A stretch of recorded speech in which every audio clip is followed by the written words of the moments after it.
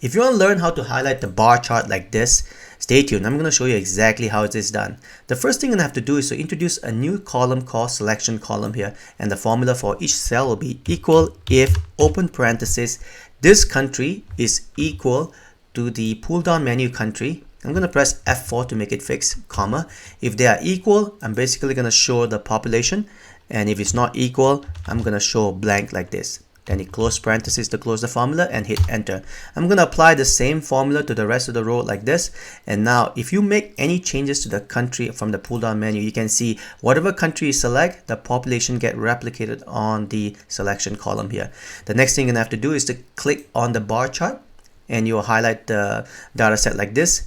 On the blue box, you're going to extend your blue box into the selection column like this. What this does is that it introduces the bar chart from the selection column here. Next, you're going to click and select the new bar chart, right click, and from the context menu, you're going to select Format Data Series.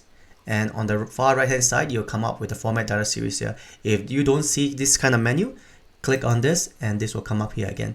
And on the series overlap, on this slider, you're going to slide all the way to the far right to 100% and let it go. And what this does is that it overlaps the new bar chart, or rather the second bar chart, the selection column bar chart, against the population bar chart here. Next, if you don't like this color, you can definitely change it by clicking on fill and line here. And then under the fill, you can go ahead and change this to whatever color you want. Let's say if you like green or red, I'm going to select red here. And there you go. And you can do a quick test here by changing the country. You can see the bar chart is taking shapes now. And to add the final cherry on top of this whole solution, you highlight your working column or your selection column and basically change the font color to white. And then there you go. You are done.